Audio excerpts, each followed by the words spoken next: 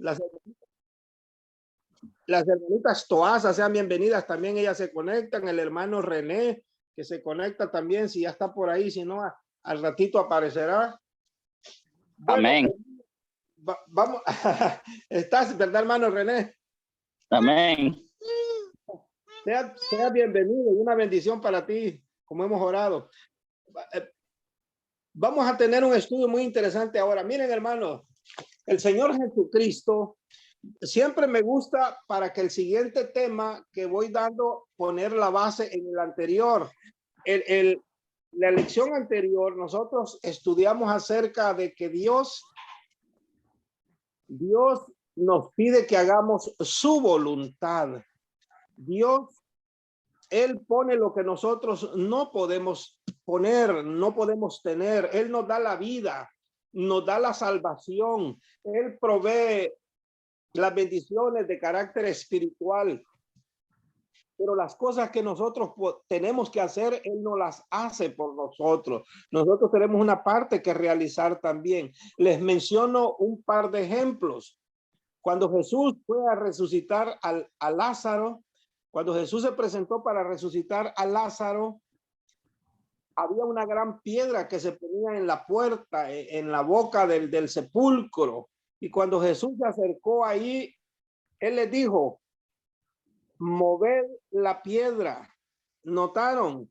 Y la Biblia no nos dice quiénes la movieron, pero de los que estaban ahí, algunos hombres han de verse acercado, rodaron la piedra y Él hizo el milagro. Él resucitó a Lázaro. Eso nos enseña, hermano, porque Jesús iba a hacer el milagro de resucitar a Lázaro. Con solo haber hecho con la mano así o solo haber pensado, la piedra hubiera rodado, pero no. Esa parte sí la podían hacer los seres humanos. Entonces Él dice, quiten la piedra ustedes, o sea, y eso nos enseña, hermanos, que hay cosas en el plan de la salvación que nos toca hacerlas a nosotros, no las va a hacer Él. Siempre encontramos esos ejemplos en la Biblia así. Ahora, quiero mencionar algo como introducción todavía de lo que vamos a ver ahora. El Señor Jesucristo tiene varios títulos. Y hay dos que son importantísimos. El Señor Jesucristo es el Salvador. Y la frase Salvador denota que Él es el que nos salva. Nosotros no nos podemos salvar a nosotros mismos. Entonces, uno de los títulos hermosos de Jesús es os ha nacido hoy en la ciudad de David, dijeron los ángeles, cuando Jesús nació, os ha nacido un Salvador que es Cristo el Señor. Y todos nos identificamos con ese título de Cristo. Todos queremos ser salvos. Todos anhelamos la salvación y entonces nos gusta ver a Jesús como el Salvador del mundo. Y los que somos salvadoreños y los que somos del Salvador, hermanos, tenemos cierto orgullo santo porque nuestro país tan chiquito e insignificante que está, pero lleva el nombre de nuestro Salvador Jesucristo. El Salvador se llama el Salvador, ¿verdad? Y allá en San Salvador, en una plaza central, ahí está un Cristo y tiene cargando un mundo, está, ¿verdad? Y se le conoce como el Salvador del mundo. Bueno, así que Cristo es el Salvador y eso nadie lo discute, pero Cristo tiene otro título, hermano. Cristo también tiene otro título. Yo quiero que veamos este título que también, así como los ángeles dijeron en el libro de Lucas que Jesús cuando nació, leámoslo. Lucas capítulo 2, David, versículo 9, rapidito para confirmar lo que acabo de decir. Lucas 2, 9.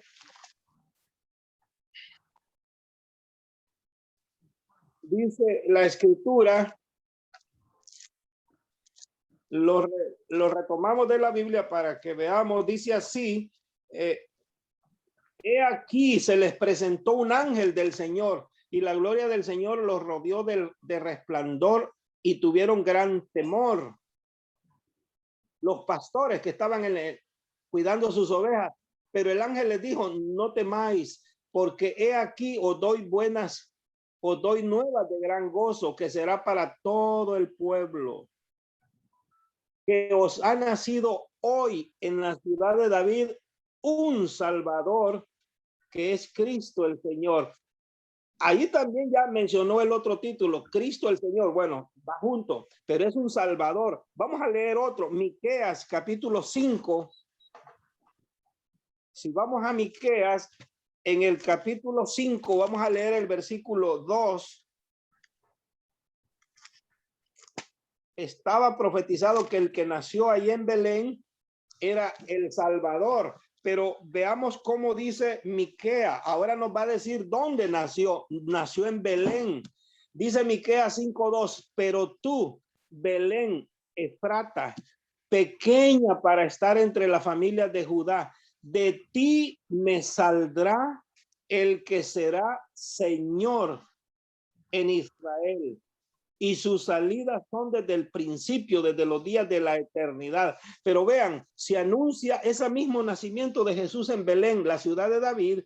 Se mencionó en Lucas que era el Salvador que nacía, pero aquí Miqueas también dice que nació en Belén, ¿verdad? La ciudad de David, pero ¿qué título se le da? De ti, de Belén, de ti me saldrá el que será ¿qué? El Señor en Israel, Señor. Entonces, ahora con esto en mente, hermanos, ¿saben ustedes qué connotación tiene Señor?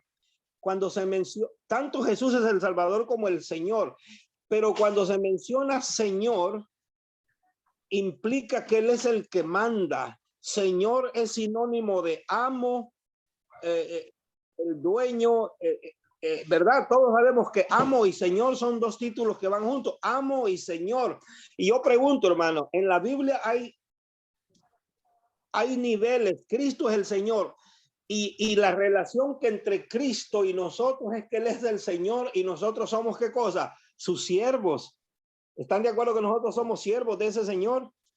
Y en una relación de siervo y señor, bueno, la palabrita es doulos en el original, pero doulos se traduce de esclavo, se traduce como esclavo. Por ejemplo, el pueblo de Dios estuvo como esclavos en Egipto. No se dice que eran siervos, aunque la palabra siervo suaviza un poco más la expresión. A nadie le gusta que nos digan que somos esclavos. Preferimos la palabra siervos, pero es la misma raíz. Dulo significa que yo soy siervo.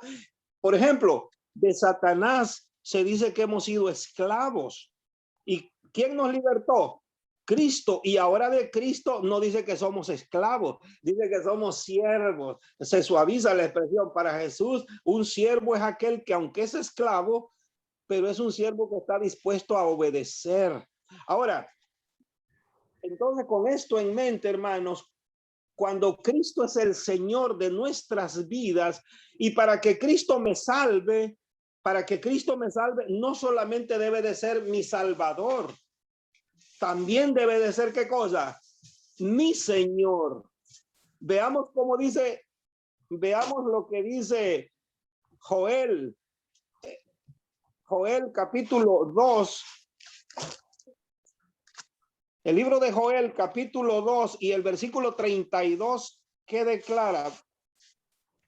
Joel 2:32 dice la escritura.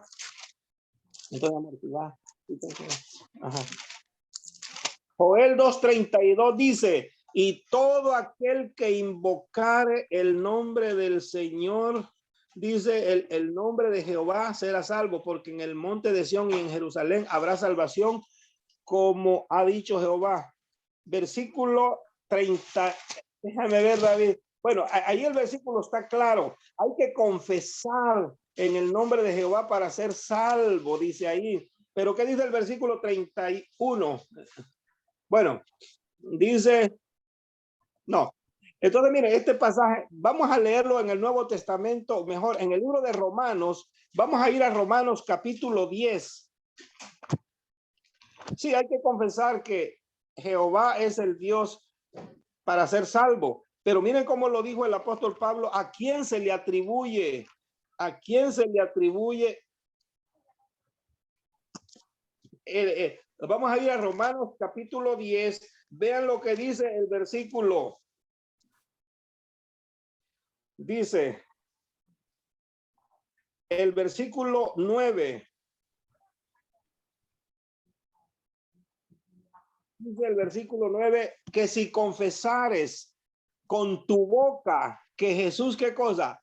Es el Señor, y creyeres en tu corazón que Dios le levantó de los muertos, serás salvo.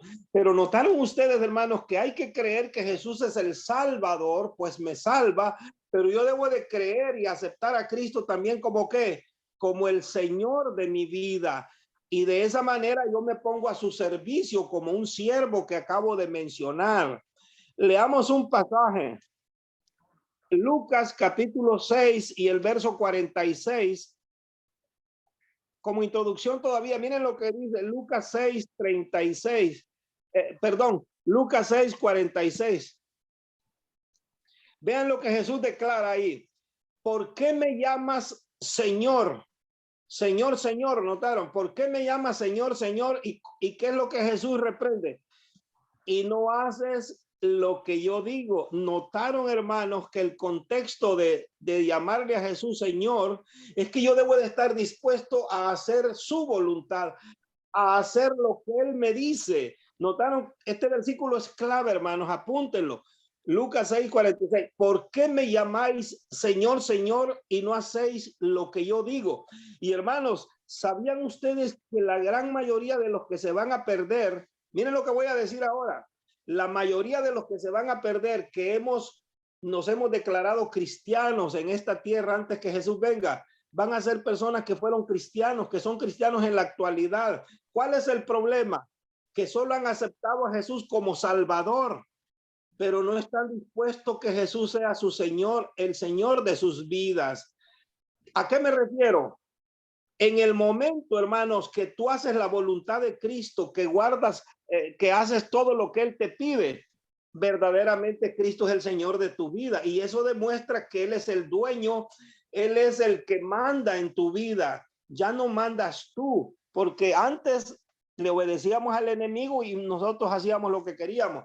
Pero desde que venimos a Cristo, hermano, ahora Él es el que nos indica. Y lo hermoso, hermano, la diferencia entre Satanás y Cristo es que cuando éramos esclavos de Satanás, hacíamos cosas que Satanás nos obligaba a hacer, pero eran cosas malas para nosotros. Andar en drogas, andar en vicios, andar en una vida perdida, una vida sin felicidad. Pero ahora que venimos a Cristo y le obedecemos, el Señor nos guía a qué cosa, hermano. No dice el Salmo 23, por ejemplo, Jehová es mi pastor. Dice, en lugares de delicados pastos me hará descansar, junto a aguas de reposo me pastoreará. Aunque ande en sombra, en valles de muerte, no temeré, que dice, mal alguno, porque tú estarás conmigo, etcétera, etcétera. Hermano, cuando somos siervos de Cristo, amén, por eso, ¿quién se puede resistir a obedecerle? Solo son cosas buenas en las que Él nos guía, nos guía en sendas de justicia por amor de su nombre. Bueno, entonces, hermanos, miren, realmente ustedes están viendo que yo pongo la base bíblica y ahora con esa base nadie puede decir que no es lo mismo decir Jesús mi Salvador como decir Jesús mi Señor. Y la gran mayoría aceptan a Cristo como Salvador. Oh, sí, Jesús, yo quiero ser salvo. Amén, porque me ha salvado. Está bien, tiene que ser así. Pero ¿qué si le damos la vuelta a la moneda? Y la otro lado de la moneda es que Jesús dice, ¿qué dice Jesús en San Juan capítulo 14, versículo 15? San Juan 14:15. El Señor declara lo siguiente. Si me amáis, va a decir ahí en San Juan 14:15, si me amáis, entonces Él da una orden. ¿Qué dice? Guardad mis mandamientos. Hermano, entonces vemos aquí que la obediencia hacia Cristo indica que Él es mi Señor. Y hermanos, hay muchos hoy en día, repito este punto, porque me da tristeza. Por eso muchos se van a quedar en el camino, se van a perder. Cuando Jesús venga, Él les va a decir, ustedes me han dicho Señor, Señor, pero no han hecho la voluntad de mi Padre. Y Él acaba de decir en Lucas 6:46, no hacen lo que yo les digo. Hacer la voluntad de Cristo o hacer la voluntad del Padre es lo mismo. está explícita la voluntad de Dios en la Biblia. Entonces vamos a entrar en el tema de hoy, hermanos. Miren, nosotros hasta donde hemos estudiado, nos hemos gozado de la salvación. Podemos decir que hemos aceptado a Cristo como nuestro Salvador. Y eso es interesante. Hay que aceptar a Cristo como Salvador. Y hemos visto que no tenemos que hacer obras para salvarnos, porque la salvación proviene de Dios como un don, como un regalo inmerecido, un regalo, algo que es gratuito. Un regalo siempre es gratis, ¿verdad? Entonces, hermanos, ya hasta aquí, todos los que me están oyendo, nos gozamos. Yo soy el primero en decirles, me gozo que Jesús es mi Salvador. Yo he puesto mi confianza en lo que Él hizo en la cruz para salvarme. Y yo creo que cada uno de ustedes también. Vamos bien en el camino, pero ahora viene una parte. ¿Qué tenemos que hacer nosotros? ¿O será que no tenemos que hacer nada, nada, nada? Bueno, hermanos, acabamos de ver que la obediencia a la palabra de Cristo es parte de la salvación también. Ahora voy a tocarles un tema. Digamos que nosotros ya vamos entrando en el camino de la salvación. Ya somos cristianos porque ya creemos en Cristo. Pero ahora el Señor nos dice, ahí viene la parte que te toca a ti. Vamos a hablar de algo que a todos nos molesta, nos golpea un poco, nos duele. Es el tema de las finanzas. Y fíjense, hermanos, empezando por ahí, hay más cosas, pero esta noche, a ver hasta dónde me da el tiempo, pero a lo menos quiero cubrir esta parte. Hermanos, el ser humano para el dinero es muy especial. Nos gusta que nos den, ¿verdad? Yo lo digo por mi experiencia, nos gusta recibir, ¿verdad? Recibir un cheque del pago de la semana, que alguien nos regale algo, eso es bonito. Pero donde ya empieza a incomodar es cuando nosotros tenemos que dar. Y nosotros vemos que el cielo todo lo dio. Dice la Biblia, porque de tal manera amó Dios al mundo que ¿qué? Que dio a su hijo unigénito. Imagínense a Cristo mismo para que fuera tratado como fue. Hermanos, el cielo se vació cuando con la venida de Cristo a la tierra, lo dio todo. ¿No es acaso todo lo que el Padre tiene? ¿No es su Hijo unigénito y su Hijo primogénito? Hermano, al dar a su Hijo, si usted tuviera 5 hijos y diera uno para una causa, no lo da todo, le quedan 4. O si tuviera 2, le quedan. Pero el Padre, ¿cuántos hijos tenía? Su único, su unigénito, su primogénito. Y al darlo a él, ¿cuánto dio? Lo dio todo, hermano. Pero yo les digo algo, por naturaleza el ser humano es egoísta, no nos gusta dar, pero Dios tiene un plan y un proyecto, hermano. Pero cuando tenemos a Cristo como Señor en nuestra vida, nos vamos a gozar en poder contribuir, digamos, no tanto dar. Ya van a ver por qué. Miren lo que dice el Señor. Vamos a ir al libro de el Salmo 24. Y esto es parte del Evangelio, hermanos. No crean que yo estoy inventando esto. Miren lo que dice el Salmo 24, 1, 2. Dice así. Miren lo que dijo el salmista. De Jehová es la tierra y su plenitud. La tierra plena, pues. ¿Qué más? El mundo y los que en él habitan. ¿Dónde habitamos nosotros? En esta tierra. Somos parte entonces de lo que dice acá. ¿A quién pertenecemos nosotros? Hermano, la tierra todo pertenece a Dios con todo lo que existe en la tierra. Tú y yo somos pertenencia de Dios. ¿Estamos de acuerdo? ¿Verdad que sí? Ahora, miren lo que dice. Amén, ¿verdad, hermano? Porque la tierra dice que el Señor, Él la fundó sobre los mares y la afirmó sobre los ríos. Él es el dueño, Él es el soberano, no solo de nuestro planeta, sino del universo. Todo lo que existe en el universo, hermanos, le pertenece a Dios. Vamos a ver lo que dice Ageo 2:8. Ageo 2:8.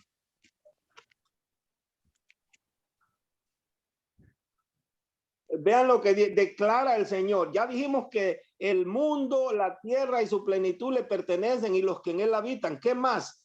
Mía, declara el Señor, es la plata y mío es el oro, dice Jehová de los ejércitos. Bueno, lo podemos tomar literal. Literal sería el metal, plata y el metal oro. Todo es de Dios. Los gobiernos han acaparado oro. Hermanos, ¿sabían ustedes que los gobiernos hoy en día ya no tanto quieren guardar dólares? Porque los dólares se pueden quemar, los dólares se pueden destruir o pueden perder valor. Pero los lingotes de oro, hermanos, eso entre más tiempo pasa, más aumenta de valor. Los hombres, los grandes, parece, hermano, tienen toneladas, pero entre más miles de toneladas tienen de oro, eso determina el capital de un país. Hoy México, Estados Unidos, creo que El Salvador, todos los países, entre la cantidad de oro que tienen, así se sienten seguros. Esa es la economía de un país. Pero el Señor, si lo tomamos literalmente, Él es dueño de todo ese oro, de toda la plata del mundo, porque Él la creó. Y si lo tomamos en el sentido simbólico, el dinero, a veces le llamamos plata y oro al dinero, todo el dinero que existe en el mundo, hermanos, de todos los países, el dólar, el euro, todo, ¿a quién pertenece? Al Señor. Y vamos a ver un pasaje, vamos a ir al Salmo 55.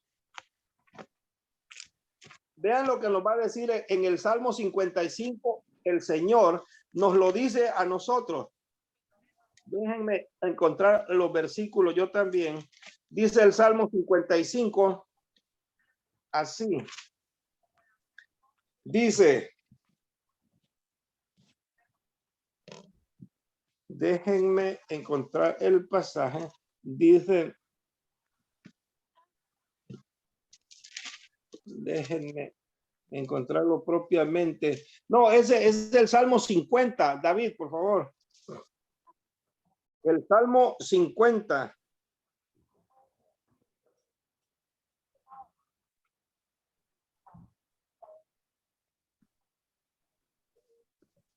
Dice, vamos a leer desde el versículo 7.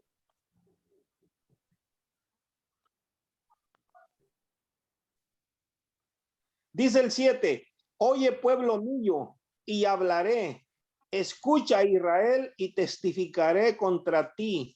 Yo soy Dios, el Dios tuyo. No te reprenderé por tus sacrificios ni por tus holocaustos que están continuamente delante de mí. No tomaré de tu casa becerros ni machos cabrillos de tus apriscos. Ahora vean lo que dice, porque mía, allá dijo que era de él la tierra y su plenitud, el oro y la plata. Ahora miren lo que Dios declara aquí. Mía es toda bestia del bosque y los millares de animales en los collados. Todos los animales, hermano, todos los venados que andan en el campo, todo animal pertenece a Jehová. Es lo que dice. Conozco, declara, a todas las aves de los montes y todo lo que se mueve en los campos me pertenece. Ahora miren cómo cambia el Señor. Nos va a hacer como un reproche. Si yo tuviese hambre, dice Dios, como si él fuera un hombre, pues, dice el Señor, si yo tuviese hambre, no te lo diría a ti, porque mío es el mundo y su plenitud. Y él pregunta, ¿he de comer yo carne de toros o de beber sangre de machos cabríos? Sacrifica a Dios alabanza y paga tus votos al Altísimo. Declara al Altísimo y dice, e invócame en el día de la angustia. Te libraré y tú me honrarás. Yo quiero que pongas, David, pongas en el versículo, dice el versículo 4 al 6, allí mismo, dice, convocará a los cielos de arriba y a la tierra de abajo para juzgar a su pueblo. Dios los va a usar como testigos. Juntadme mis santos, dicen los que hicieron conmigo pacto con sacrificio. Y los cielos declararán su justicia porque Dios es el juez. Dios va a juzgar todo, hermano. Ya eso ya lo sabemos, ¿no? Ahora, hermano, yo les voy a mencionar algo. ¿Hacia dónde lo llevo? Dios, dentro del tema del reino de Dios, dentro del el tema del reino de Dios, repito, hermanos, ustedes saben que hay una parte que nosotros tenemos que poner, eso lo estamos viendo, obras para que agradan a Dios. Pero fíjense, no todo lo hace Dios a través de milagros. ¿Qué quiero decir? ¿Qué quiero decir? Les hago una pregunta. Si aquí nosotros ahorita necesitáramos construir una iglesia, un ejemplo, ¿ustedes creen que Dios no nos podría mandar del cielo como una maleta ahí con 3 millones de dólares, por ejemplo? Si vamos a construir una iglesia grande de millones, ¿ustedes creen que sería imposible para Dios? ¿Acaso no nos podían derramar 5 millones de dólares que cayeran así como en un bulto y decir, aquí Dios ya nos lo mandó, ya está el dinero? ¿Lo podría hacer Dios? Sí, pero yo estoy seguro de algo, hermano. Dios no actúa así. Disculpen, hermano, he estado un poco con flu en estos días. Hoy me sentí muy mal en estos días. Afortunadamente no los puedo contagiar a través de los medios, ¿verdad? Esa es la ventaja, no lo puedo contagiar, aunque yo estaba con gripe este día, me vine de mi trabajo así. Entonces, miren, hermanos, repito la idea, Dios no actúa así. Fíjense que el Señor Jesucristo, hermanos, el Señor Jesucristo cuando vino a esta tierra, Él fue pobre entre los pobres, y ese es un ejemplo para los cristianos. Cristo un día le dijo a una persona, las aves de los cielos tienen nidos donde se recuestan, las zorras tienen cuevas en los montes donde se esconden, pero el Hijo del Hombre, dijo Cristo, no tiene ni dónde recostar su cabeza. Imagínense, hermanos, Cristo no tenía dinero, no como hoy en día diríamos, ¿verdad? Hoy en día diríamos, como se dice de alguien, no tiene ni dónde caer muerto. Jesús no era dueño de nada en esta tierra, hermano. Jesús, en cuanto a dinero, él sus bolsillos los andaba como muchos de nosotros. En una ocasión, Cristo iba con Pedro y iba a entrar a Jerusalén y se pagaban impuestos. Ustedes saben que los judíos pagaban impuestos a los romanos, y en cada entrada de la ciudad había un cobrador de impuestos, y aunque eran judíos tenían que pagar impuestos para entrar a su misma ciudad, hermanos. Es impresionante. Y entonces Jesús va con Pedro. Déjenme decirles algo. Dice,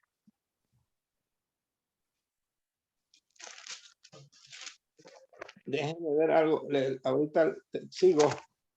Hermano, es impresionante lo que pasó allí. Dice, Mateo 17, ¿lo quieres poner, David?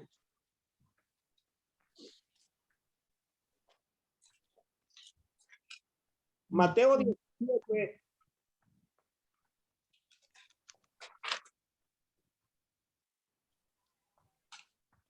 Versículo 25. Entonces los discípulos, Mateo 17, 25.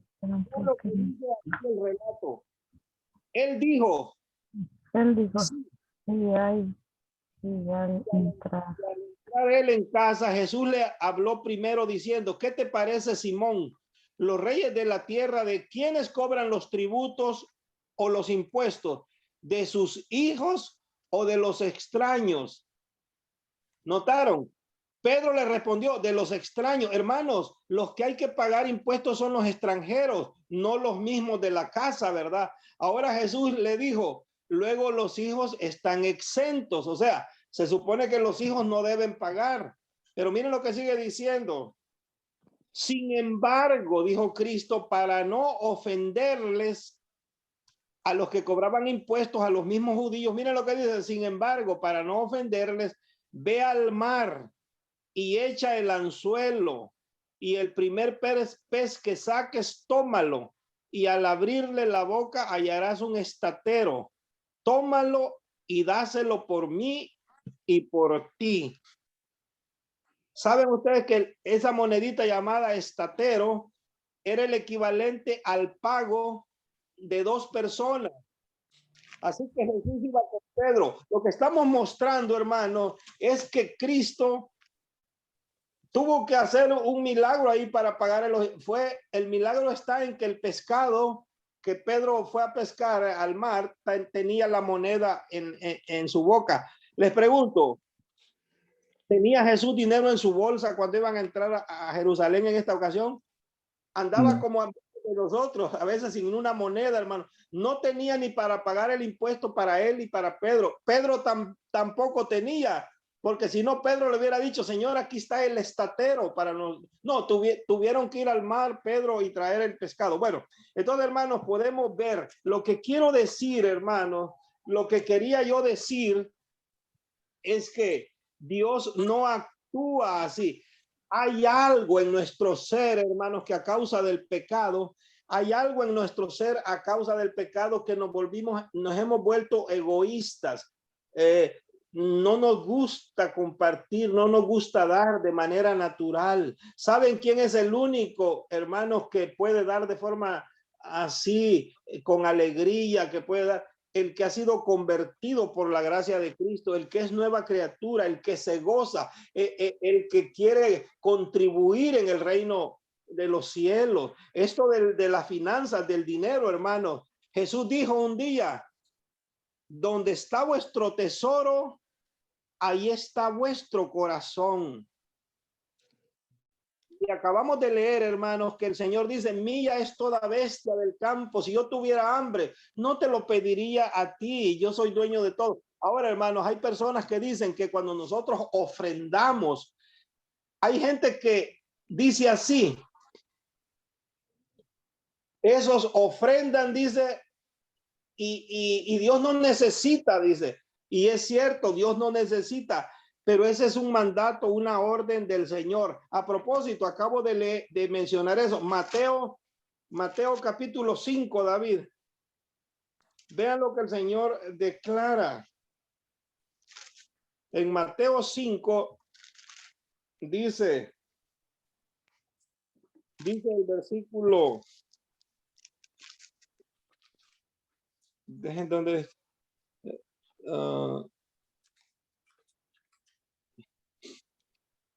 ¿Dónde está el pasaje que está? Déjenme ver, dice.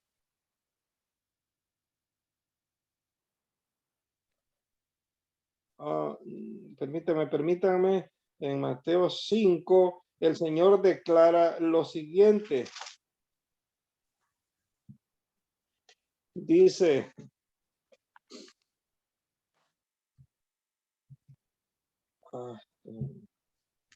Se me fue el pasaje, pero dice.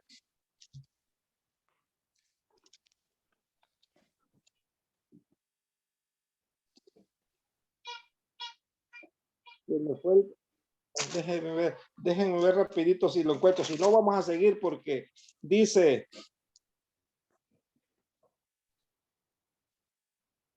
bueno, miren, dice por ejemplo,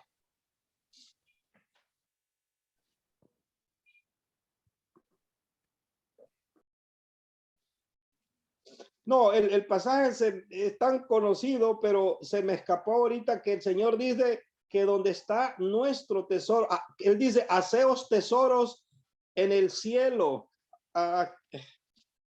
Dice, sí, aquí está, en Mateo 5:19, véanlo, Mateo 6, perdón, lo que pasa es que era el 6:19, vean lo que el Señor declara. Dice, ¿A dónde dice el Señor? Miren, que no hagamos tesoros, no hagáis tesoros en la tierra, pero es bien raro, ¿no? ¿Y nosotros dónde vivimos? Pues vivimos en la tierra y uno dice, ¿cómo no vamos a hacer tesoros donde vivimos? Miren la mentalidad de Cristo. Dice, no se hagan tesoros en la tierra, donde la polilla y el orín corrompen y donde ladrones minan y hurtan. Hermanos, ¿no es cierto acaso esto? Hermanos, ¿cuánta gente ha tenido su ahorro que de por vida a veces? Y para que en un momentito lleguen los ladrones o se corrompe aquella riqueza, dice, no se hagan tesoros en la tierra donde la polilla y el orín corrompen y donde ladrones minan y hurtan. Versículo 20, miren a dónde recomienda Jesús. Dice, sino haceos tesoros en el cielo. Y uno pregunta, ¿cómo es que podemos hacer tesoros en el cielo? Bueno, ahorita lo vamos a entender. Donde la polilla ni el orín corrompen y donde ladrones no minan ni hurtan. Versículo 21, miren, porque donde esté vuestro tesoro, ahí estará también vuestro corazón. Hermanos, les pregunto, ¿queremos este tipo de tesoro nosotros? ¿Queremos tener tesoros en el cielo, hermanos? Allá parece que hay un banco en el cielo y ahí no, los ladrones nunca van a llegar a robar. Ahí no sé, ese dinero o esos tesoros nunca se van a corromper, a echar a perder. Hermano, pero nosotros somos muy prácticos. Nosotros somos humanos y decimos, no, ahorita voy a hacer dineros aquí para mí y más vale, como decimos en El Salvador, más vale pájaro en mano, ¿verdad? O sea, me aseguro de lo presente, pero hermano, Jesús tiene una filosofía que en el reino de los cielos, las cosas buenas que tú haces aquí para contribuir a ese reino, se te acumulan donde, allá hay un registro, hermano. Pero Jesús dice que donde está nuestro tesoro, ahí está nuestro corazón. Y yo sé, miren hermanos, vamos a leer un pasaje. Vamos a ir a Deuteronomio capítulo 8. Esto es parte, hermanos, del mensaje de salvación. Deuteronomio 8, miren lo que el Señor declara categóricamente acá. Y yo sé, hermano, y espero que ninguno de ustedes esté diciendo, iba bien todo, pero ya no me gusta, ya se cambió la temática. No, hermano, es la misma temática, es parte del evangelio. Miren lo que el Señor declara en Deuteronomio 8 y vamos a leer los versículos. Vamos a leer los versículos. Dice,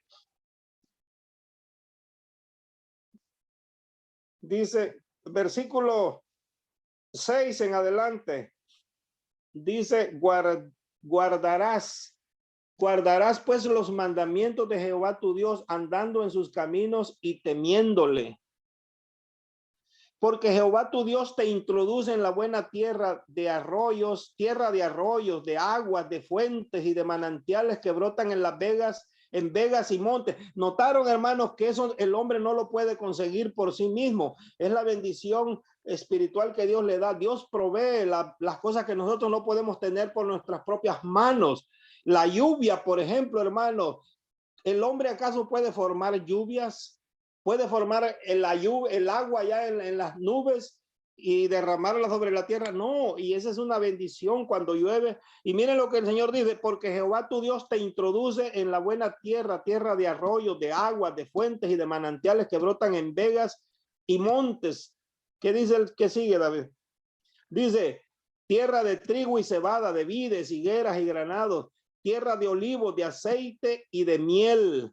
Es una tierra muy bendecida, tierra en la cual no comerás el pan con escasez, ni te faltará nada en ella. Tierra cuyas piedras son hierro y de cuyos montes sacarás cobre. O sea, las minas de los metales, todo Dios lo provee. Y comerás, mira lo que dice, y comerás y te saciarás y bendecirás a Jehová tu Dios por la buena tierra que te habrá dado. O sea, estaremos agradecidos con Dios siempre. Pero ahora viene la advertencia. Ahora viene como el mandamiento. Cuídate. Y esto es para nosotros ahora. Cuídate de no olvidarte de Jehová tu Dios para cumplir sus mandamientos, sus decretos y sus estatutos que yo te ordeno hoy. No suceda, dice, no te vaya a ocurrir que comas y te sacies y edifiques buenas casas en que habites, y tus vacas y tus ovejas se aumenten, y la plata y el oro se te multipliquen, y todo lo que tuvieres se aumente. Y se enorgullezca tu corazón y te olvides de Jehová tu Dios, que te sacó de tierra de Egipto, casa de servidumbre, casa de esclavitud, ¿verdad?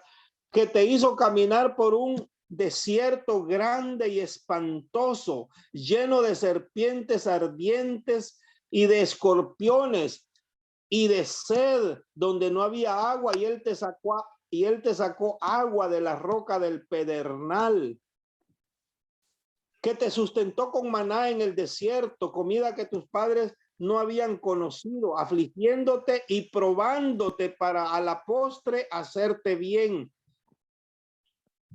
Y digas en tu corazón, es lo que Dios no quiere que digamos. No digas en tu corazón, mi poder y la fuerza de mi mano me han traído esta riqueza. Sino, ahí es lo que el Señor quiere que hagamos, sino acuérdate de Jehová tu Dios, porque Él te da el poder para hacer las riquezas, a fin de confirmar su pacto que juró a tus padres, como en este día. Dice, mas si llegares a olvidarte de Jehová tu Dios y anduvieres en pos de dioses ajenos y les sirvieres, dice, y a ellos te inclinares, yo lo afirmo hoy contra vosotros, que de cierto pereceréis, como las naciones que Jehová destruirá delante de vosotros, así pereceréis, por cuanto no habréis atendido a la voz de Jehová tu Dios. Pregunto, hermano, esto que acabamos de leer, ¿es importante para nosotros? ¿Hay bendición en ese mensaje? Hermano, el Señor nos dice que Él nos da el poder. Hermanos, ¿quién nos da la salud? ¿Quién nos da la salud para poder ir a trabajar un día y ganar algo de dinero para traer el pan a la casa? Si yo estoy enfermo, hermano, no puedo producir nada. No solo que no estoy ganando, estoy angustiado, estoy enfermo, y ustedes saben que la antesala de la muerte es la enfermedad. La gente que se muere es que primero estuvieron enfermos. O sea que la enfermedad es una maldición, hermano, y Dios nos quita esa maldición, nos presta la salud, hermano, nos corona de bienes. El entusiasmo que tú muestras, ¿quién te lo da? ¿Quién te dio la habilidad para los negocios? Esos que son buenos para los números y esos que trabajan compraventa de casas, real estate, como se llama aquí en inglés. Hermano, hay personas que dicen, es que yo soy muy inteligente, yo soy muy listo. Pero hermano, esa sabiduría es cierto, pero ¿de dónde proviene? Todo proviene de Dios, hermano. Entonces el Señor nos acaba de decir, yo quiero, hijo Cristo, que donde está nuestro tesoro, ahí está nuestro corazón. Y el Señor dice, nunca diga, yo he hecho esto porque soy inteligente. No, la sabiduría, el poder. Hermanos, ahora viene el mensaje. Ustedes deben de saber que para la construcción de iglesias, para el avance de la predicación, para que la palabra se predique a viva voz o a través de los medios, no lo digo por mí, no lo digo por hermanos, quiero decirles algo. Yo no soy un pastor, ustedes saben, no tengo una iglesia como para que yo quiera traer eso para esa bendición para mí. No. Yo les he promovido la iglesia adventista a nivel mundial. Y hermanos, pero esto es bíblico. El Señor tiene una iglesia verdadera, la ha tenido siempre, y su iglesia verdadera ha predicado el evangelio. Y para predicar el evangelio se necesitan los pastores, los ministros, los evangelistas, se necesitan los templos. Y hermanos, todo eso requiere que las iglesias no aparecen como por arte de magia. Hay que construir una iglesia, y eso, hermanos, ¿de dónde sale? Dice uno. Bueno, es la parte que al pueblo le toca. Miren, se los puedo leer de la Biblia, pero se los voy a narrar. Cuando el pueblo de Dios salió de Egipto, ¿se acuerdan que ya estudiamos el tema del santuario? ¿Se acuerdan que ya estudiamos el tema? Ese santuario preciosísimo, lleno de metales preciosos, de oro, tenía plata, tenía los metales que mencionó ahí, oro, plata, bronce. ¿Saben qué? Cuando se construyó ese santuario allá en David, puedes poner Éxodo 36. Hermanos, cuando se construyó ese santuario en el desierto, el pueblo, la riqueza ya la llevaban consigo. ¿Y saben qué hizo la gente? Contenta cuando Dios les dijo, vamos a hacer un santuario. Vamos a hacer un santuario, les dijo Dios. Dice, vamos a leer, comenzando allí, 36:1. Hermanos, miren, pero repito el contexto. El pueblo, cuando Dios les anunció que quería que le construyeran un santuario en el desierto, el pueblo todos se emocionaron porque Dios iba a morar en medio de ellos. Dios iba a habitar con ellos para revelarles la salvación. Y miren lo que dice aquí. Así pues, Bezaleel y Aholiab y todo hombre sabio de corazón, a quien Jehová dio sabiduría e inteligencia para saber hacer toda la obra del servicio del santuario, harán todas las cosas que ha mandado Jehová. O sea, Dios buscó arquitectos, les dio dones, hermanos, primero les dio los dones para que pudieran hacer eso. Y Moisés dice, llamó a Bezaleel y a Aholiab y a todo varón sabio de corazón, en cuyo corazón había puesto Jehová sabiduría, todo hombre a quien su corazón le movió a venir a la obra para trabajar en ella. Versículo 3. Ahora miren qué interesante dice. Y tomaron de delante de Moisés toda la ofrenda que los hijos de Israel habían traído para la obra del servicio del santuario, a fin de hacerla. Y ellos, miren lo que dice, hermanos, y ellos seguían ¿qué?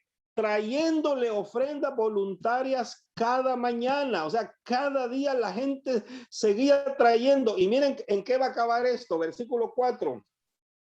Dice, tanto, miren lo que dice, trajeron tanto que tuvieron todos los maestros, dice, que vinieron, perdón, trajeron tanto que vinieron todos los maestros.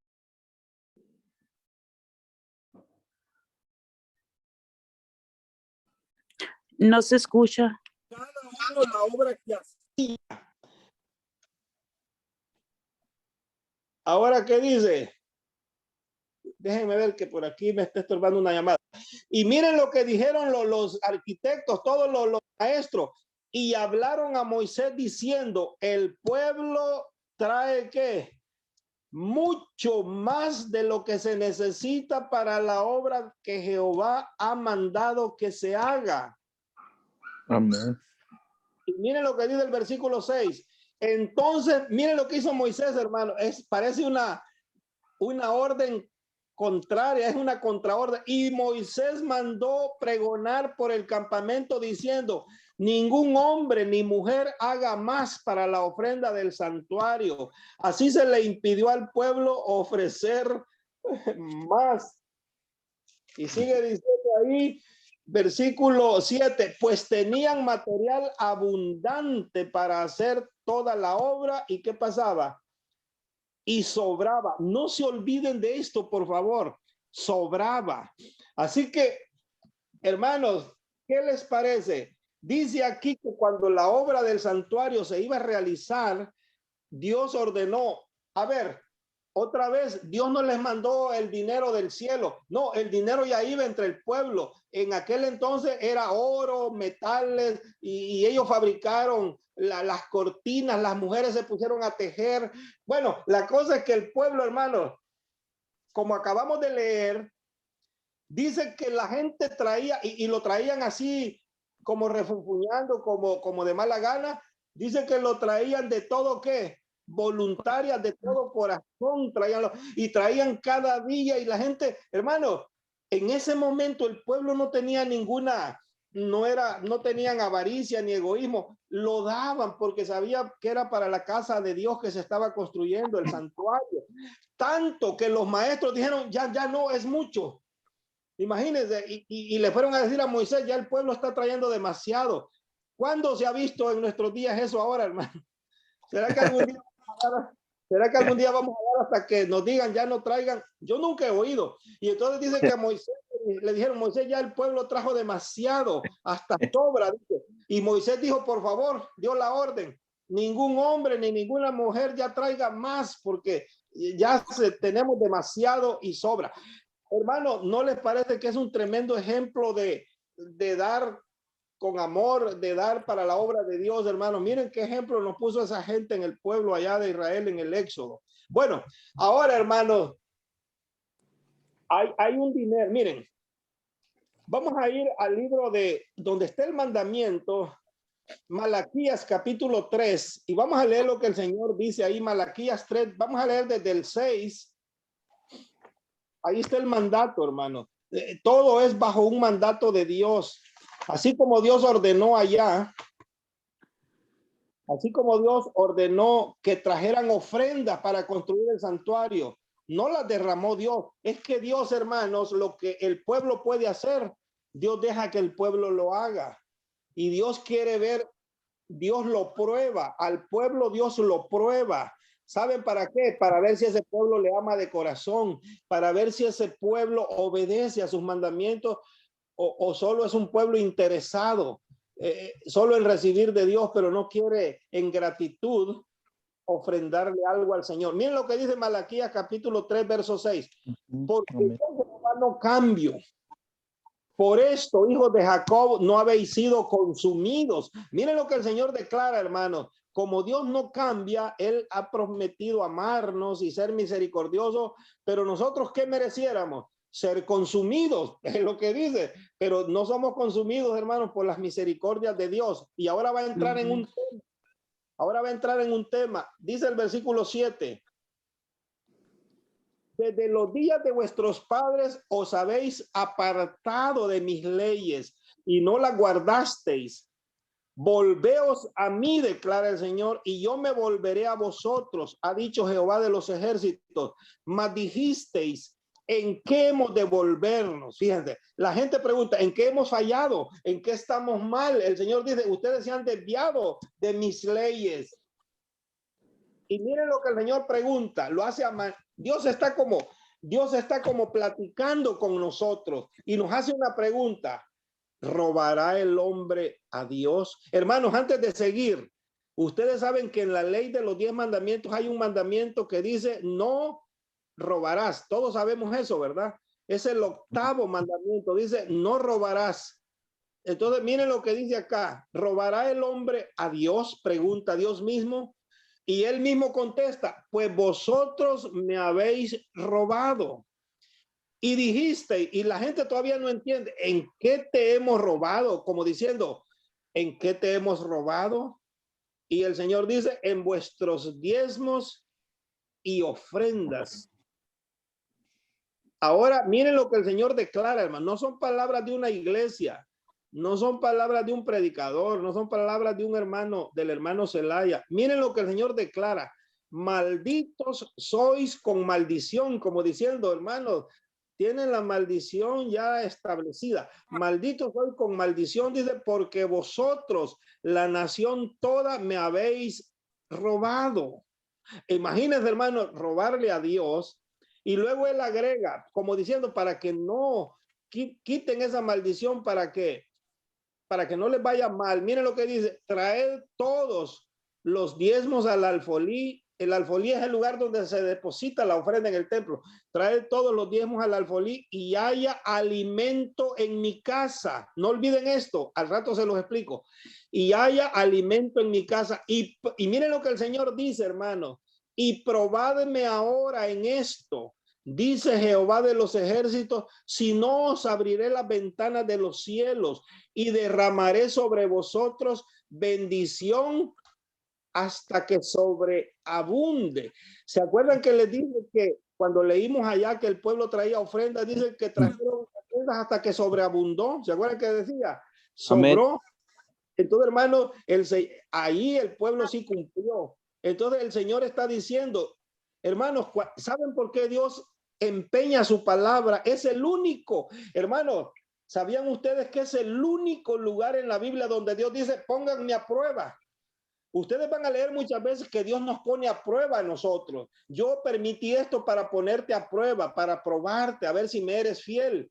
Pero ahora el Señor es en el único lugar donde dice, les estoy diciendo esto, ustedes no me creen, dice Dios, pónganme a prueba, pruébenme, cumplan ustedes, porque generalmente, hermano, el que cumple es Dios. Dios siempre cumple su promesa. Notaron que el comienzo de esta lectura dice, ustedes no habéis sido consumidos, aunque merecen, no han sido consumidos porque yo soy fiel. Notaron que eso dice el Señor, yo no cambio. Hermano Zelaya. ¿Sí? ¿Y qué dice en Eclesiastés 5:19? ¿Qué dice? Y en Juan 10:10. Lo leemos si quieres enseguida, pero ¿quieres que lo hagamos ahorita o estoy explicando? ¿Cómo te parece? Bueno, como guste, hermano. Lo leemos, Eclesiastés 5:19, David. San Juan 10:10, yo sé lo que dice, que el enemigo vino, el ladrón, para robar, matar y destruir. Él vino para darnos vida. Pero miren lo que dice aquí en Eclesiastés 5:19, dijiste, asimismo a todo hombre a quien Dios da riquezas y bienes, y le da también facultad para que coma de ellas y tome su parte y goce de su trabajo. Esto es don de Dios. Ajá. ¿Qué me preguntas de eso?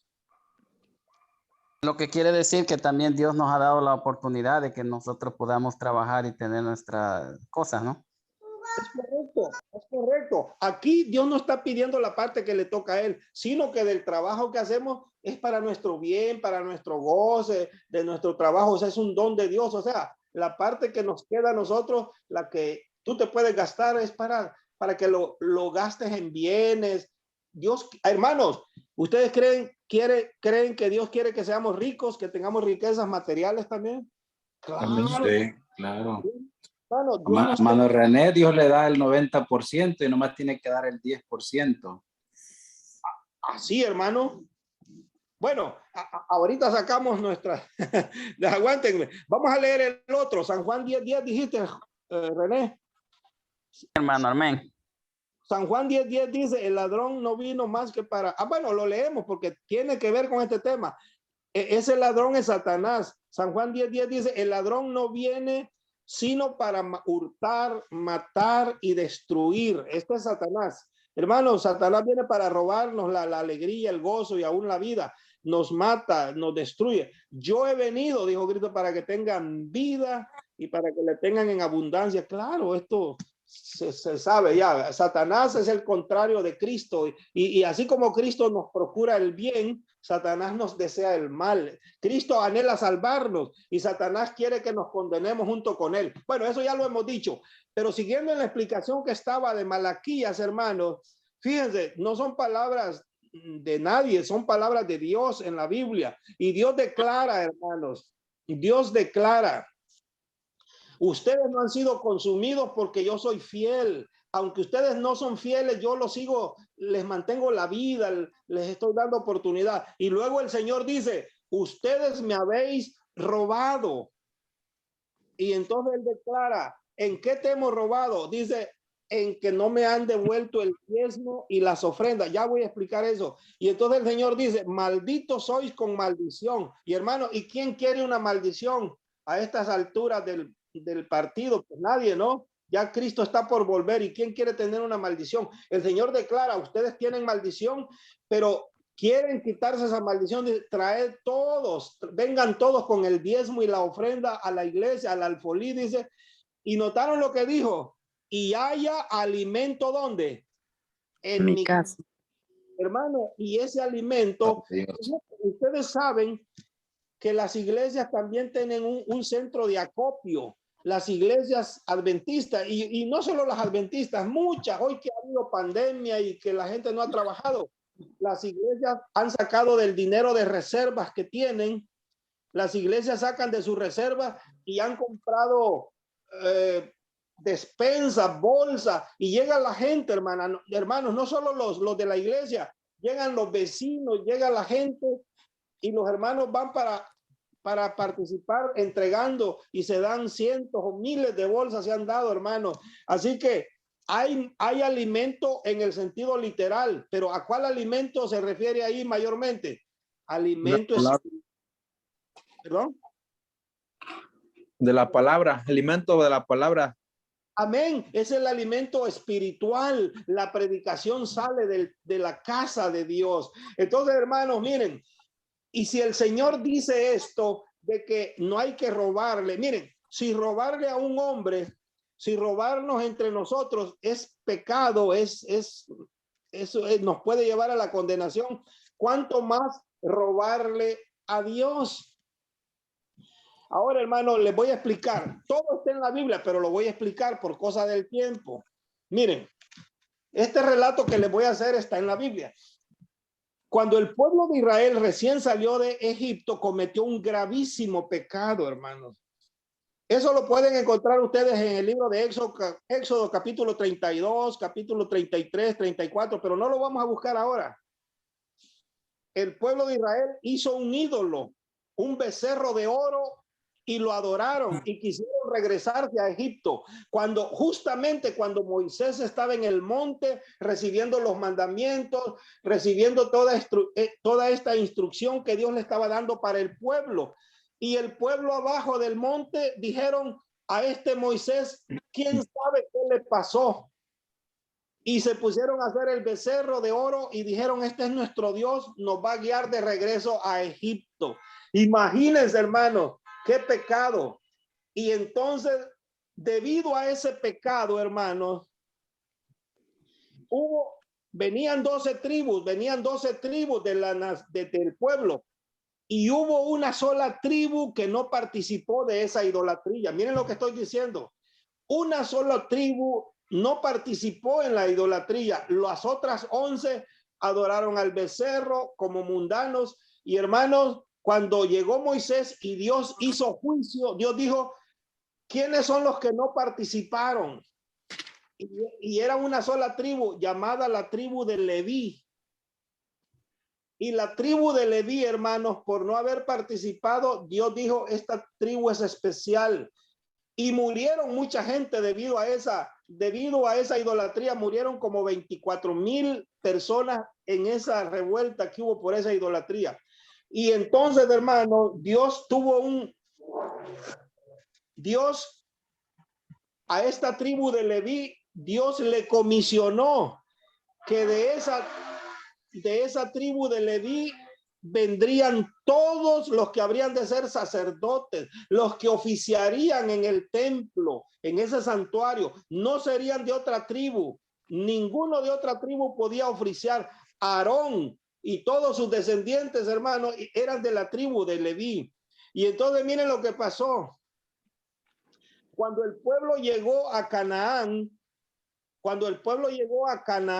y se establecieron, miren lo que Dios hizo. La tierra de Israel se dividió en 11 partes. Miren lo que estoy explicando.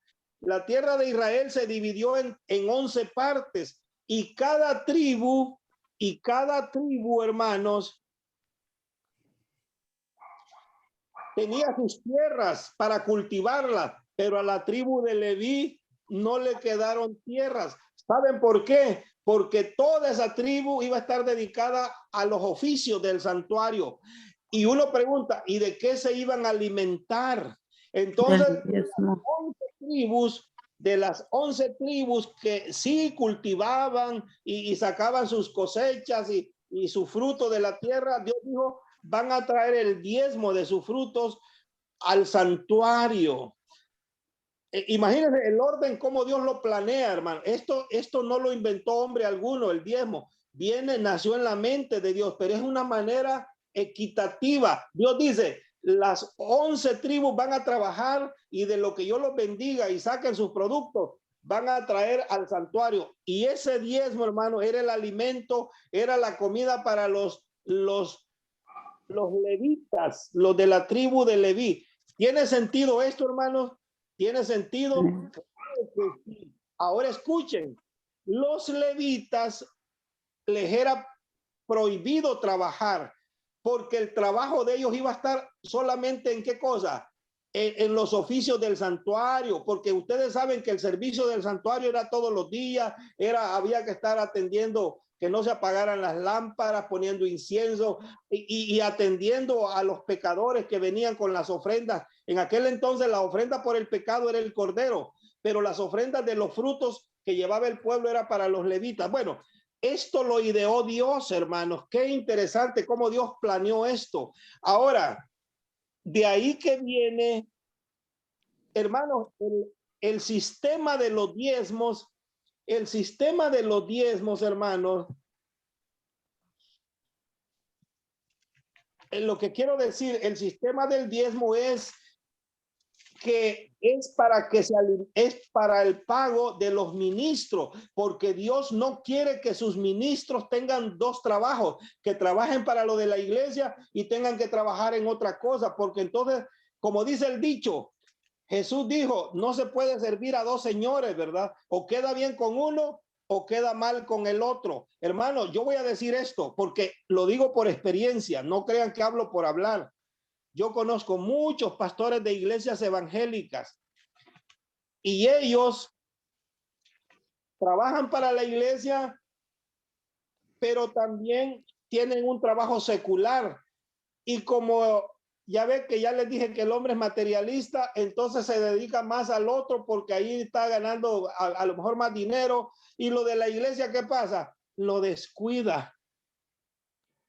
Hermanos, y entonces Dios no permite así. El pastor adventista, el pastor de nuestra iglesia recibe un sueldo, un pago, porque los ministros en nuestra iglesia no son dueños de las congregaciones, son empleados, son pastores. Si yo fuera pastor, trabajaría para la obra, para la iglesia, y me asignarían un sueldo, un cheque, como si yo trabajara en alguna otra empresa. Y con ese dinero yo tengo que vivir. Y ese precio, ese pago que me hacen es de acuerdo a lo que necesito. No me dan mucho, tampoco me tienen que dar poquito que no me ajuste. Pero hermano, algo justo, pues. Y hermanos, pero en la iglesia adventista así es, y los pastores son empleados y a sueldo. Y entonces miren qué pasa. Pero ese pastor no puede dedicarse a otra cosa. Yo no puedo ser pastor y tal vez ser un mecánico y andar en el taller de mecánica. No puedo revolver lo de Dios con la otra. Y hermano, yo sé que hay muchos pastores que hacen así. Eso descuidan la predicación. ¿Saben para qué debe de estar el pastor dedicado? El pastor debe de estar dedicado a la lectura de la palabra de Dios, preparando ¿qué cosa? Temas, preparando el mensaje que va a llevar el sábado a la iglesia. A propósito, voy a hacer un paréntesis aquí. Les voy a explicar una parte bien bonita que ustedes, la mayoría no saben. En el santuario, ¿se acuerdan que en el lugar santo estaba un candelabro, estaba una mesa con los panes de la proposición y eran 12 panes, unas tortas grandes, 12 tortas, una por cada tribu representa. Y entonces vamos a leer Levítico 24. David, por favor. Levítico 24. Ustedes van a aprender algo interesante este día, esta hora. Miren lo que dice Levítico 24 y vamos a leer el versículo 5, 6 y 7. Miren lo que Dios declara, hermanos. ¿Podrías poner el anterior, David? Miren, hermanos, Dios da las instrucciones hasta de cómo se hace el pan. Imagínense, hermanos, Dios mismo no permitió que las mujeres de nuestras casas hagan el pan como ellas lo hacen. No, Dios da la instrucción hasta del pan, pero dice el 4, sobre el candelero, dice, limpio pondrá siempre en orden las lámparas delante de Jehová. Ahora va a hablar de los panes. Y tomarás flor de harina y cocerás de ellas 12 tortas. Cada torta será de 2 décimas de efa. Imagínense, hermano, hasta las medidas, todo lo da Dios. Y miren el versículo 6. Y las pondrás en 2 hileras, 6 en cada hilera, sobre la mesa limpia delante de Jehová. Y ahora sorpréndanse lo que dice. El versículo 7, David. Pondrás también sobre cada hilera incienso puro. Y miren para qué iba a ser ese pan. Y será para el pan como perfume, ofrenda encendida a Jehová. Bueno, los panes eran una ofrenda a Jehová, pero como eran panes reales, ¿quién se lo? Miren lo que dice el versículo 8. Cada día de reposo lo pondrá continuamente en orden delante de Jehová, en nombre de los hijos de Israel, como pacto perpetuo. Versículo que sigue. Miren quiénes lo van a comer.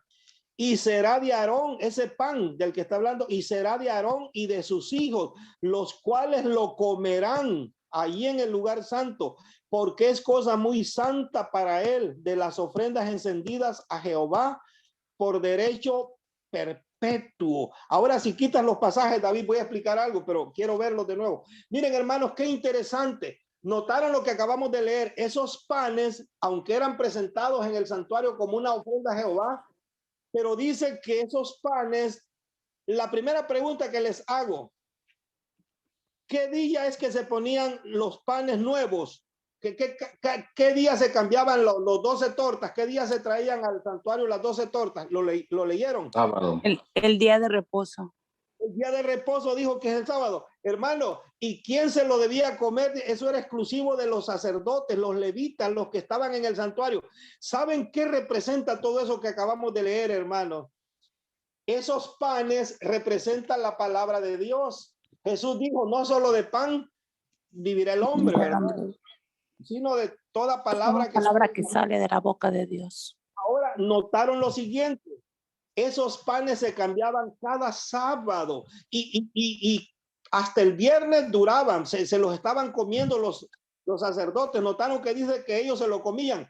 ¿Qué significa comerse ese pan durante la semana? Estar estudiando, ¿qué cosa? La santa palabra de Dios. ¿Y por qué? ¿Y por qué se traían los siguientes nuevos panes el sábado? Quiere decir que el día que el pan estaba fresco o calientito, ¿cómo le querramos decir? Recién hecho, ¿era qué día? El sábado. Hermano, ¿qué representa esto? Y notaron que eso es una doctrina del santuario con relación a los panes. ¿Qué representa, hermanos, que el sábado los panes se traían nuevos? Representa que el día del culto, el día de la adoración, el sábado que vamos al templo, todos vamos para recibir ¿qué cosa? La predicación, y que sea para nosotros como un pan nuevo, algo fresco que el pastor ha preparado, el ministro. Notaron, para eso él es ministro. No se vale de un pastor que llegue el sábado y no tenga que predicar o que predique una cosita. Yo he visto pastores, hermanos, se ponen a dar anuncios y hablar un montón de cosas y ya dicen, bueno, vamos al tema. Y un versículo explican por ahí que les tomó 5 o 10 minutos, ya, vámonos. Hermano, ese es un pan fresco, algo que te satisface, que tú te llenaste. Hermano, a veces vamos a la iglesia, salimos más vacíos de cómo íbamos, ¿no? Hermano, lo digo esto con respeto. No debiera ser así, ¿no les parece? Ahí está la enseñanza. El pastor se tiene que alimentar durante la semana porque él no está dedicado a otra cosa, no tiene excusa. Y el sábado debe llevar una predicación, algo que nosotros digamos verdaderamente Dios nos alimentó este sábado con un pan nuevo, un pan fresco. Haciendo un paréntesis aquí, Mateo 24, David. Mateo 24, Jesús habló con relación a esto. Miren lo que Jesús dijo en Mateo 24, y ahorita les doy el pasaje exactamente, 45 creo que es, pero miren lo que dice San Mateo 24, dice el versículo 45, por cierto.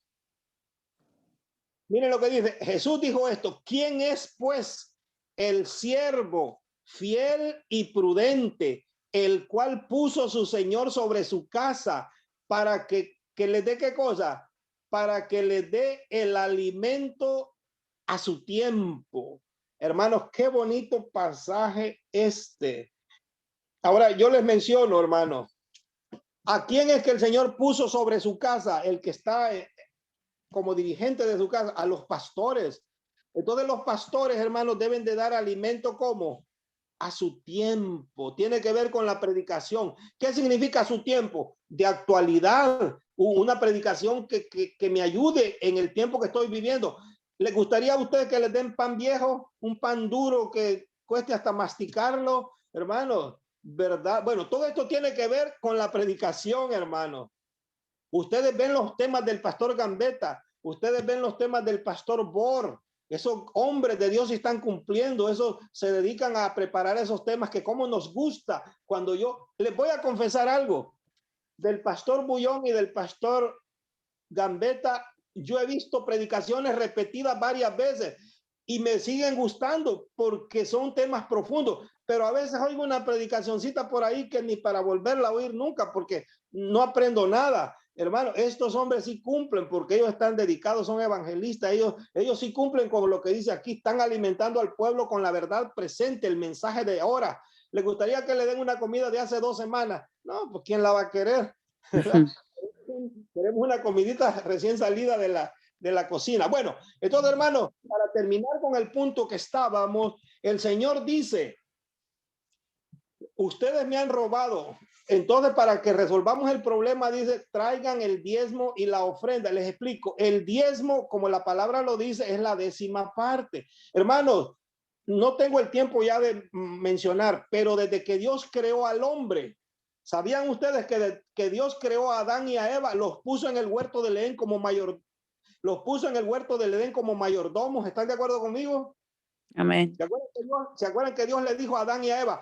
Ustedes van a sojuzgar, ustedes van a gobernar, ustedes son los mayordomos de... A ver, Adán y Eva no eran dueños de nada, ¿verdad? Que Adán y Eva no eran dueños ni de un animal, ni de nada. Pero aunque eran de Dios, Dios los puso al cuidado de esas cosas, ¿sí o no? Les digo, ustedes van a administrar aquí, son mis administradores. Cualquier cosa que pase, Dios ¿con quién se va a entender? Con Adán. Y hermano, y de ahí en adelante, hermanos, de ahí en adelante vemos que el hombre, Dios le ha comisionado. Entonces Dios dice así, miren cómo es Dios. Vamos a entrar en pacto, dice, vamos a entrar en un pacto, en un acuerdo de lo que yo te doy que ganes. Ya leímos que Él nos da la fuerza, la capacidad, nos da la salud. De lo que tú ganes, dice el Dios, vamos a entrar vamos a entrar en, ¿cómo se llama esto? Cuando entramos en una sociedad. Ustedes saben lo que es una sociedad. Fíjense que cuando entramos en sociedad decimos, vamos mitad y mitad, ¿no? Digamos que vamos a poner un negocio, pon 50, yo pongo 50, eso es justo, ¿no? Pero miren Sí. lo que Dios dice, vamos a entrar en sociedad. Todo lo que tienes es mío, dice Dios, yo te doy las fuerzas para que lo ganes. Pero a mí solo dame una parte y a ti te quedan 9. Y aún así no nos gusta. Como que decimos, no, eso de dar el diezmo. Y si nos pidiera al revés, yo creo que lo justo sería, quédate tú con una parte y dame 9. Si aún así fuera, hermanos, con ese 1 que nos queda, con ese 10%, podríamos vivir porque Dios lo bendeciría. Pero de todas maneras, Dios dice, no, para que no te sientas mal, para que no digas que te estoy haciendo trampa, quédate con 9 partes y a mí devuélveme el diezmo. Hermanos, pero ¿qué hacemos? Nos quedamos con los 9 millos y todavía lo del Señor me lo quedo. Eso es robar, según vimos en la Biblia. Entonces, ¿qué tendríamos que hacer, hermanos? Somos cristianos, ya hemos creído en Cristo, estamos dispuestos a hacer su voluntad, a guardar sus mandamientos. Y este es un mandamiento de Él, ¿sí o no? Y fíjense que está asociado con el 8º, el mandamiento de no robar. Entonces, hermanos, cuando yo soy cristiano, le digo, Señor, ¿qué quieres? ¿Cómo yo puedo engrandecer tu reino? Bueno, el Señor dice, tú tienes una parte, contribuye, devuelve el diezmo. Y el diezmo, hermanos, es para que haya más predicación de la palabra de Dios, para que de ahí se sostengan los pastores. Ahora, yo les voy a decir algo, cuando tú y yo devolvemos el diezmo, no estamos dando nada. ¿Sabías que si yo me gané 1000 dólares o 1,000 pesos o colones, como sea, y separé 100, si yo me gané $1,000 en esta semana, qué bueno sería, ¿verdad? Me gano $1,000, hermano, entonces yo digo, gané 1,000, qué bueno, le voy a dar el diezmo al Señor, 100, me van a quedar 900 a mí. Ahora yo les voy a decir algo, pero no le estoy dando nada al Señor, porque el diezmo es de Él. Él dice, el diezmo es mío, ¿notaron? Devuélveme el diezmo. Entonces, hasta ahí no le estoy dando nada, pero de los 900 que me quedaron, en gratitud por lo que gané bastante esta semana y Él me ha bendecido, yo digo, voy a dar otros 100. Eso ya, Él no me dice cuánto tengo que dar. Las ofrendas son voluntarias. Ahí si yo quiero dar otros 50, pero una cosa sí, hermano, en la medida que más doy, más recibo. No dice el Señor que el que más da, más se le va a dar a él también, hermano. Hay una parábola de los talentos, ¿se acuerdan? Que Dios le dio, que Cristo le dio 5 talentos a un hombre para que trabajara con ellos. Y cuando uno que tenía solamente uno no lo trabajó, Dios dijo, quítenselo a este y désenselo al que tiene más, porque al que más se le da, dice, y lo trabaja, se le dará más todavía. Hermano, entonces en las cosas de Dios es al revés. Entre más damos, más recibimos. Fíjate que tú piensas, entre más doy, menos me queda. Sí, humanamente en las matemáticas nuestras, sí, si yo doy más, me quedo con menos. Pero en las cosas de Dios, hermanos, entre más doy, el Señor me sigue dando abundantemente a mí. ¿Notaron? Hasta que me sobreabunda. Tengo para mí y para ayudar a otros. Y somos una constante. El cristiano, hermanos, es una constante fuente de beneficio, no solo para las cosas de Dios, para los vecinos, para los amigos. Siempre tenemos para compartir y nunca nos vamos a quedar sin un plato de comida, hermano. Lo digo por testimonio. Ahora ya soy casado, tengo mi esposa, mis hijos, que ya tenemos 32 años de casado. Nunca me he quedado sin comer en la casa. Y si un día no he comido es porque estoy enfermo o no he querido comer, pero no es porque falte el alimento. Si yo les enfocara con mi teléfono ahorita ahí, la despensa, tenemos frutas de todas. Y entonces, hermanos, no para la despensa de que mi esposa guarda comida para alguna eventualidad, alguna emergencia. Tenemos de dónde comer sin necesidad de ir a comprar en el momento. Entonces, hermanos, miren, el punto está allí. Cuando damos ofrenda es voluntario. Es voluntario, lo que tú quieras dar y no hay límite. Da todo lo que quieras y Dios te lo bendice, pero el diezmo es específico. El diezmo es la décima parte. Si ganas 10, da 1. Y hermanos, no soy yo el que te lo prometo. El mismo Señor dijo, probadme ahora en esto. Si yo no abriré, ¿qué cosa dijo? Las ventanas de los cielos y voy a derramar sobre ustedes bendiciones. ¿Qué dijo?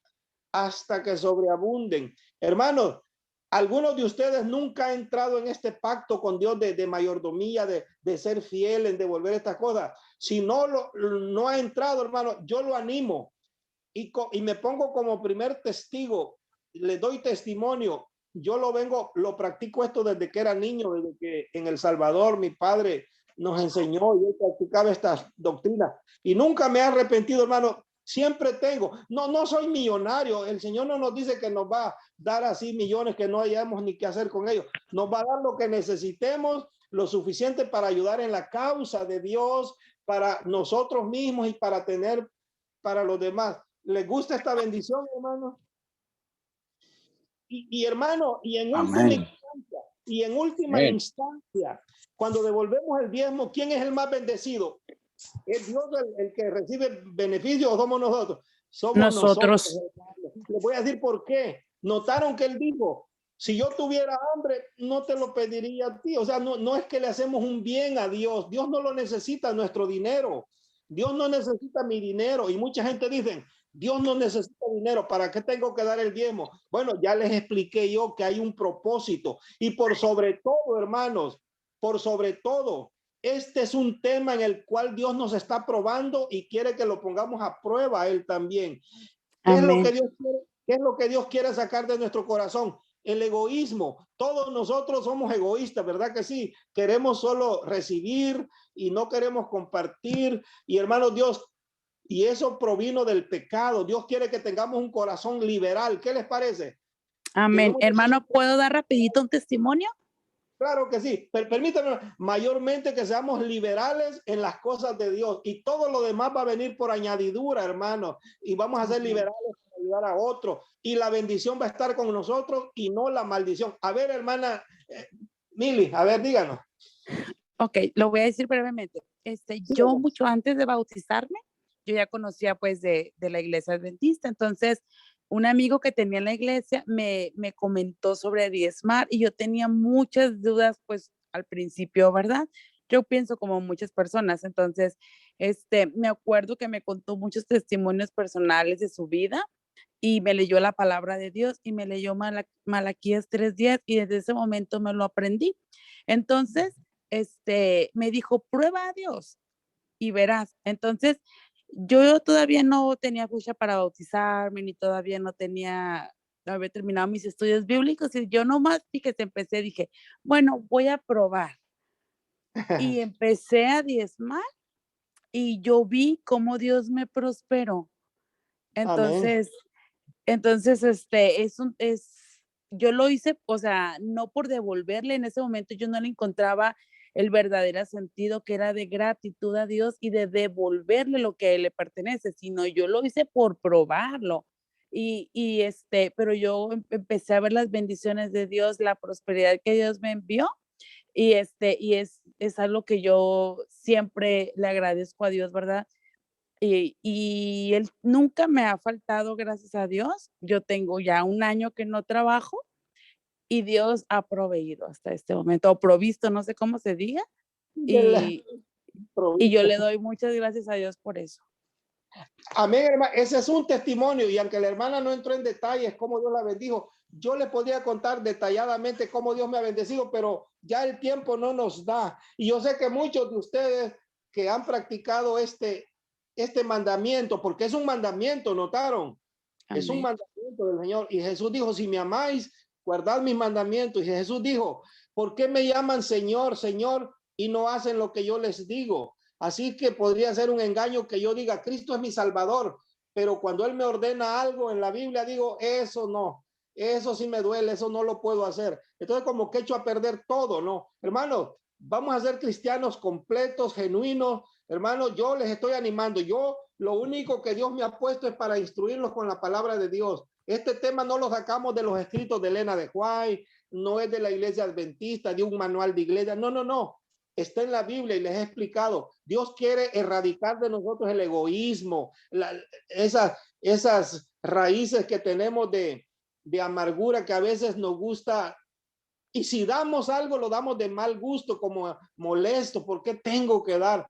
No, hermano, ya no me dio tiempo, pero en la Biblia hay un versículo que dice en 2 de Corintios 9:7, dice que Dios ama de manera alegre. Debemos de dar esto, el diezmo, devolverlo, y si damos ofrendas para la causa del Señor, hermanos, que sea con corazón agradecido. Tenemos razones por qué estar alegres. Hermanos, se me olvidó decir una última cosita.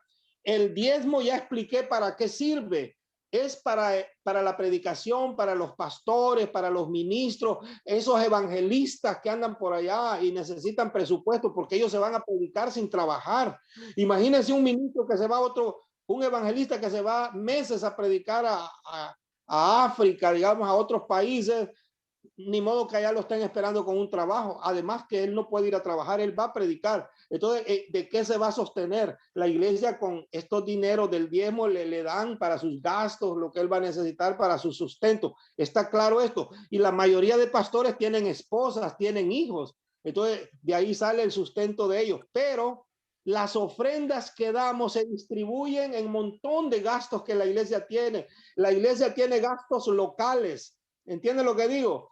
La iglesia necesita pagar electricidad, agua, los servicios como de una casa, y los de una iglesia son mucho más caros, utilidades, cosas, que todo lo que se necesita. Así que, y también ciertas ofrendas van para otros ministerios, por ejemplo. Y sabían algo interesante. La iglesia tiene un departamento que se le conoce como el departamento de pobres.